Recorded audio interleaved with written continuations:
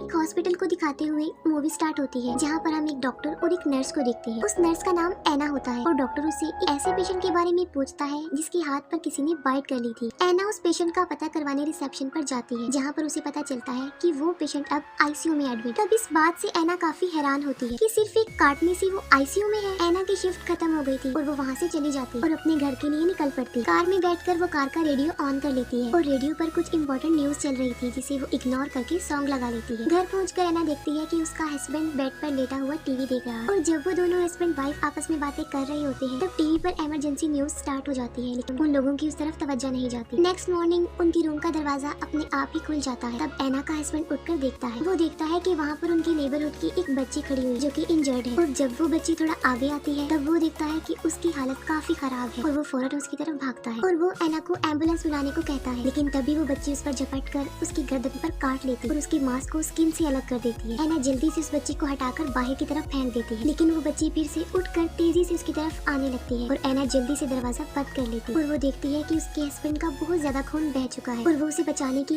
उसका खून रोकने की काफी कोशिश करती है, लेकिन उसे कुछ भी नहीं हो पाता और वो इमरजेंसी नंबर पर कॉल कर देती है, लेकिन आगे से सारी लाइंस बिजी होती है। वो बार बार ट्राई करती है लेकिन स्टिल लाइंस बिजी आ रही थी। तभी एना का हस्बैंड एक नॉर्मल इंसान की तरह उठकर खड़ा हो जाता है जैसे कि उसे कुछ भी ना हुआ और जैसे ही एना उसका नाम लेकर उसे बुलाती है वो उस पर अटैक कर देता है और अब वो काफी तेज, काफी खतरनाक हो चुका था। उसकी आंखों का कलर भी चेंज हो गया था। एना किसी तरह खुद को उससे बचाकर वॉशरूम में खुद को लॉक कर लेती है और वो बाथरूम की विंडो को ओपन करने की कोशिश करती है, लेकिन वो खिड़की उससे नहीं खुलती। तभी बाहर से आवाजें आना बंद हो जाती है और सब कुछ नॉर्मल हो जाता है। एना समझती है कि शायद उसका हस्बैंड चला गया और वो दरवाजे के पास जाकर उसे आवाज लगाती है। बस ऐसा करना ही था कि उसका हस्बैंड दरवाजे को तोड़ने लगता है और अंदर घुसने लगता है। तब एना दोबारा से खिड़की को ओपन करने की कोशिश करती है और इस बार वो खिड़की खुल जाती है। एना जल्दी से खिड़की से कूदने की कोशिश करती है लेकिन वो उसे पकड़ लेता है। तब बदले में एना उसे हिट करके बाहर कूद कर अपनी जान बचा लेती है। बाहर निकलकर वो अपने एक नेबर से हेल्प मांगती है, लेकिन बजाय उसकी मदद करने के वो उस पर ही गन पॉइंट कर देता है। लेकिन जैसे ही वो एना की तरफ बढ़ने लगता है एक एम्बुलेंस उसे उड़ाते हुए ले जाती है। एना अपने टाउन की कंडीशन देखती है कि वहाँ पर कितना बुरा हाल हो गया है। लोग पागलों की तरह इधर उधर भाग रहे हैं, जगह जगह पर आग लगी हुई है, लेकिन ये सिर्फ उसके नेबरहुड में नहीं था बल्कि पूरा शहर ही इस लपेट में आया हुआ था। तभी अचानक से एना का हस्बैंड बाहर आ जाता है और वो फौरन कार में बैठकर कार को अंदर से लॉक कर लेती है, लेकिन इसके बावजूद भी वो उसकी जान नहीं छोड़ता। वो कार पर चढ़ के उसका शीशा तोड़ने लगता है और एना जल्दी से कार स्टार्ट करके वहाँ से निकल जाती है और तब हमें पूरे शहर का मंजर दिखाया जाता है कि पूरे शहर में तबाही मच रही, पूरा सिटी डिस्ट्रॉय हो गया। एना जो कुछ देख रही थी उसे उस पर समझ नहीं आ रहा था कि ये क्या हो रहा है, लोग क्यों बुरी तरह एक दूसरे को काट रहे हैं। और तभी एक आदमी आकर एना से कार स्नैच करने की कोशिश करता है और एना जल्दी से रेस को प्रेस कर देती है और उसकी गाड़ी मेन रोड से उतरकर क्रैश हो जाती है और एक ट्री में जाकर लगती है, जिससे एना बेहोश हो जाती है। जब एना को होश आती है तो वो कार से बाहर आती है। कार से बाहर आकर एक पुलिस ऑफिसर जिसका नाम कैनेट होता है वो उसे गन पॉइंट कर देता है और उसे कुछ बोलने के लिए कहता है ताकि उसे ये पता चल सके कि वो इंसान है या ज़ॉम्बी, क्योंकि ज़ॉम्बी बोलते नहीं है। जिस पर एना प्लीज कहकर इस बात का सबूत देती है कि वो एक इंसान। और जब पुलिस ऑफिसर को इस बात का यकीन आ जाता है कि वो एक इंसान है वो आगे बढ़ जाता है और एना भी उसके पीछे पीछे चलने लगती है कि ऑब्वियसली वो एक पुलिस ऑफिसर के साथ सिक्योर रहेगी। अभी वो थोड़ी दूरी पर ही पहुँचते हैं कि सामने से उन पर कोई गोली चला देता है और वहाँ पर 3 लोग होते हैं, जिनमें एक लड़के का नाम होता है माइकल, दूसरे का होता है एंड्रयू और उनके साथ उसकी वाइफ भी होती है। उन बॉयज में एक लड़का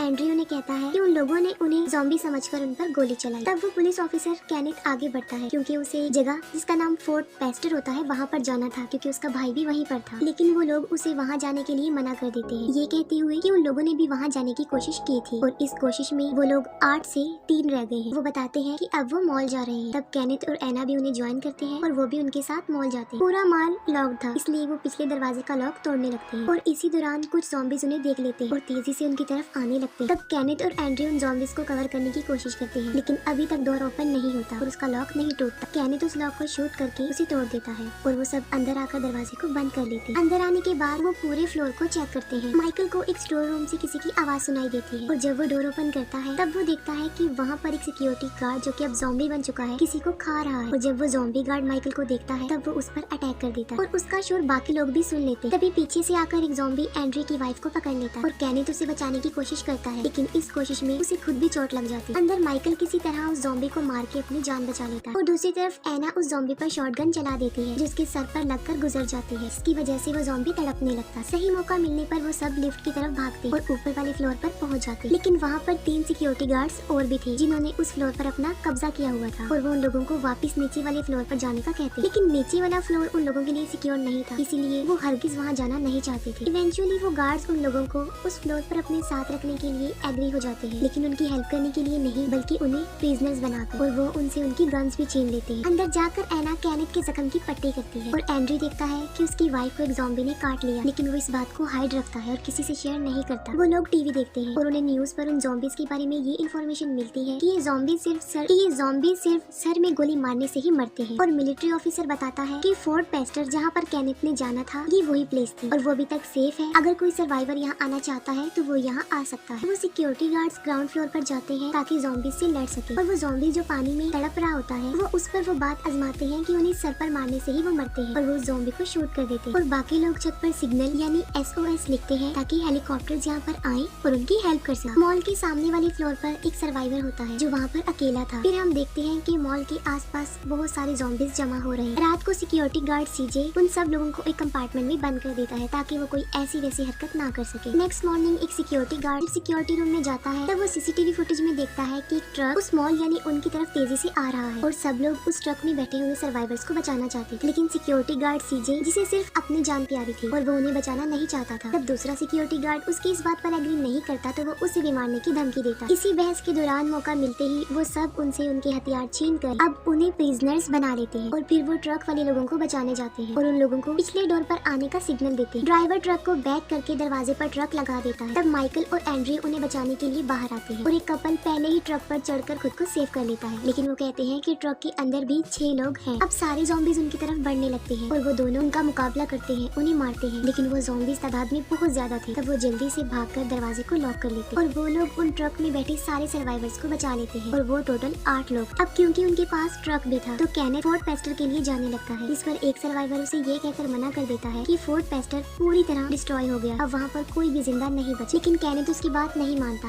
और वहाँ से जाने लगता है। तब माइकल उसे ये कहकर रोक लेता है उन लोगों को उसके यहाँ पर जरूरत। तब केनेथ अपसेट होकर छत पर जाता है जहाँ पर सामने फ्लोर वाला सर्वाइवर उससे इन्फॉर्मेशन मांगता है। तब केनेथ उसे बताता है कि फोर्ट पेस्टर खत्म हो गया है और अब कोई भी मदद नहीं आएगी। दूसरी तरफ एना उन सर्वाइवर्स में से एक औरत का चेकअप कर रही थी। हालांकि उस औरत को बुखार नहीं था, लेकिन एना को ये बात समझ में नहीं आ रही थी कि उसे कौन सा इन्फेक्शन हुआ है, क्योंकि उसकी हालत बिगड़ती जा रही और उसे किसी ने काटा हुआ था। एना दूसरे मेल सर्वाइवर का भी चेकअप करती है और उसे भी किसी ने काटा हुआ था, और तभी उस औरत की हालत खराब होने लगती और वो मर जाती है। अभी वो सब लोग सिचुएशन को समझ ही नहीं पाए थे कि वो दोबारा से उठ जाती, एना की तरफ झपटने लगती है। एना एक सरिया उसकी आंख में घुसा कर उसे मार डालती। फिर वो सब लोग आपस में डिस्कशन करने लगते हैं और एना उन्हें बताती है कि ये एक ज़ॉम्बी वायरस है जो काटने से फैलता है, और वो उस मेल सर्वाइवर के बारे में बताती है कि उसे भी ज़ॉम्बी ने काटा हुआ और वो भी अनकरीब ज़ॉम्बी बन जाएगा। ये सुनकर एंड्री काफी हैरान और परेशान हो जाता क्योंकि उसकी वाइफ को भी ज़ॉम्बी ने काटा हुआ था, और वो चुपके से उसके पास चला जाता। तब माइकल कहता है कि हमें उस मेल सर्वाइवर को मार डालना चाहिए वरना उनमें से भी कोई नहीं बचे, और वो गन लेकर उसे मारने के लिए जाता है। एना जाकर उस आदमी को बताती है कि माइकल उसे मारने आ रहा है, लेकिन वो उसकी बात को मजाक ही समझता। माइकल आकर उसे कहता है कि वो सबके लिए खतरा है, उसे मरना होगा क्योंकि वो इन्फेक्टेड है। ये बात सुनकर वो मरने के लिए तैयार हो जाता है। एंड्री अपनी वाइफ के पास जाता है और उसे इस बारे में कुछ भी नहीं बताता, बल्कि ये कहता है कि उसका जख्म अब ठीक हो रहा। निकोल अपने फादर को गुड बाय कहती है। केनेथ उस पर नजर रख रहा था क्योंकि वो उसके ज़ॉम्बी बनने का वेट कर रहा था, और जैसे ही निकोल का बाप ज़ॉम्बी बनता है वो मौका देखते ही उसे शूट कर देता। अब वो सब लोग खुशी खुशी वहाँ पर अपनी जिंदगी गुजारने लगते हैं क्योंकि वहाँ पर किसी भी चीज की कोई कमी नहीं। एंड्री ने अपनी वाइफ से किसी को भी मिलने नहीं दिया, और केनेथ और सामने वाले सर्वाइवर के बीच भी बोर्ड नोट के जरिए बातचीत होती रहती थी और वो सब लोग काफी इंजॉय कर रहे थे। लेकिन टाइम गुजरने के साथ साथ मॉल के बाहर ज़ॉम्बीज की तादाद में भी इजाफा हो रहा था। एक दिन वो सब बैठकर डिनर कर रहे होते और तभी लाइट चली जाती है और हर तरफ अंधेरा छा जाता। तब केनेथ, माइकल, CJ और सिक्योरिटी गार्ड बेसमेंट में जनरेटर के लिए जाते हैं। वहाँ पर उन्हें कुछ आवाजें सुनाई देती हैं और वहाँ पर किसी की मौजूदगी का एहसास होता है, और अचानक से उनके सामने एक डॉग आ जाता है जिसे देखकर वो रिलैक्स हो जाते हैं। तभी अचानक से एक ज़ॉम्बी आकर सिक्योरिटी गार्ड को पकड़ लेता है और उसे बाइट कर लेता है। उस गार्ड के चिल्लाने से बाकी ज़ॉम्बीज भी वहाँ पर आ जाते हैं और वो लोग जान बचाने के लिए वहाँ से भागते हैं। उस सिक्योरिटी गार्ड को वो नहीं बचा पाते और सारे ज़ॉम्बीज उसे पकड़ के खा लेते हैं। वो लोग एक गेट के पीछे खुद को लॉक कर लेते हैं और उन ज़ॉम्बीज को मारने लगते हैं, लेकिन उनकी गोलियां भी खत्म हो रही थी। तब माइकल उन ज़ॉम्बीज पर पेट्रोल छिड़क देता है और वहाँ पर आग लगा देता है, जिससे सारे ज़ॉम्बीज जलने लगते हैं और यहाँ पर ज़ॉम्बीज से उनकी जान बच जाती है। एंड्री की वाइफ की डिलीवरी का टाइम था और एंड्री ने उसे चारों तरफ से बांधा हुआ था। उसकी वाइफ की आखिरी सांसें चल रही थी और देखते ही देखते वो मर जाती और देखते ही देखते वो दोबारा से जिंदा हो जाती है, जो कि अब एक ज़ॉम्बी बन गई। अब क्योंकि वो जिंदा थी तो वो एक बच्ची को पैदा करती है। तब एंड्री उसका मुंह बंद कर देता है ताकि उसका शोर सुनकर कोई यहाँ ना आ जाए। तब एक सर्वाइवर लेडी उस रूम में आती है और जब वो एंड्री की वाइफ को देखती है तो वो अपनी पिस्टल निकालती है। तब एंड्री उसे कहता है कि वो क्या उसकी वाइफ को मारेगी, वो उसकी फैमिली फैमिली से दूर रहे, लेकिन वो लेडी उसकी वाइफ को शूट कर देती और बदले में ऑन्ड्रे उस लेडी को शूट कर देता है। मरते मरते वो लेडी ऑन्ड्रे पर भी गोली चला देती और वो भी मर जाती। शोर की आवाज सुनकर सब लोग वहाँ पर आते हैं और वो देखते हैं कि वो सब मर गए हैं, लेकिन वो बच्ची अभी जिंदा है। एना उसके चेहरे से कपड़ा हटाती है तो वो देखती है कि वो बच्ची ज़ॉम्बी है, यानी वो इन्फेक्टेड ही पैदा हुई है और एना उसे भी मार डालती है। ये देखकर वो सब लोग आपस में डिस्कस करते हैं कि वो ज़ॉम्बीज के शिकार में आकर ऐसे हरगिज नहीं मरेंगे। तब माइकल उन्हें बताता है कि उसने बेसमेंट में 2 बसेस देखी थी और वो उसमें बैठकर यहाँ से भाग सकते हैं। तब एक सर्वाइवर मजाक में कहता है कि उसके बाद वो उसकी बोट में जाएंगे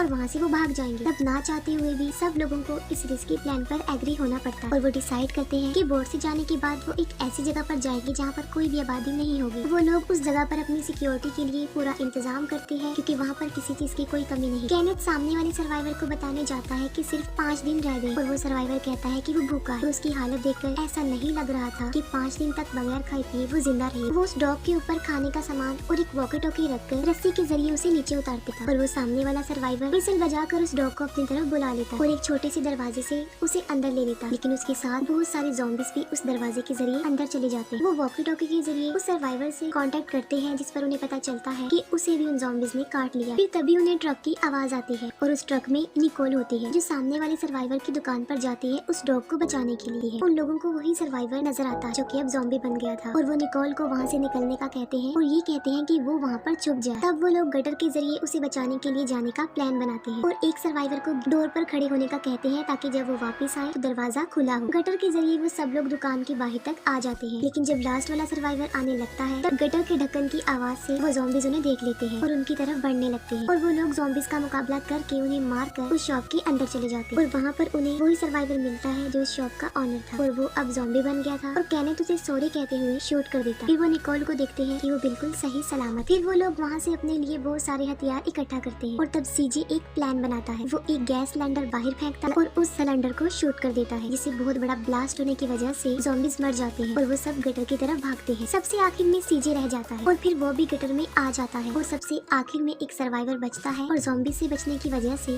वो गटर में जा गिरता है, जिससे उसकी टांग टूट जाती है। सीजे उसे बचाने की कोशिश करता है लेकिन नहीं बचा पाता और वहाँ पर बहुत सारे ज़ॉम्बीज आ जाते हैं। वो सब लोग किसी तरह दरवाजे पर आ जाते हैं और देखते हैं कि वहाँ पर वो सर्वाइवर नहीं है जिसे वो छोड़ कर गए थे। वो दरवाजा भी लॉक्ड है और तभी वहाँ पर ज़ॉम्बीज भी आ जाते हैं जो तादाद में काफी ज्यादा थे और अब वो समझ गए थे कि उनकी मौत उनके सामने। तभी एना आकर वहाँ पर दरवाजा खोल देती है और वो सब लिफ्ट की तरफ भागते हैं और बेसमेंट में चले जाते हैं और फिर वो लोग जल्दी से बसेस में बैठकर वहाँ से बाहर निकलने लगते हैं। बाहर लाखों की तादाद में ज़ॉम्बीज थे जो उन्हें चारों तरफ से घेर लेते। वो लोग उन ज़ॉम्बीज के बीच में फंस चुके थे। ज़ॉम्बीज उनकी बसेस को पलटने लगते हैं और वो उन्हें मारने लगते हैं गोलियों से और चेंसों से। तभी सीजे एक गैस सिलेंडर जलाकर ज़ॉम्बीज की तरफ फेंकता है और मौका मिलने पर बिल्कुल ठीक वक्त पर वो उस सिलेंडर को शूट कर देता है और बहुत बड़ा ब्लास्ट होने की वजह से काफी ज़ॉम्बीज मर जाते हैं और उनका रास्ता साफ हो जाता है और वो लोग वहाँ से निकल जाते हैं। केनेथ देखता है कि उनकी बस के पीछे एक ज़ॉम्बी लटका हुआ है। तब एक सर्वाइवर उसे मारने के लिए चेंसो को स्टार्ट करता है। अब मोड़ आ गया था और केनेथ को बस को मोड़ना था, जिसकी वजह से उस सर्वाइवर का बैलेंस खराब हो जाता है और वो सीधा जाकर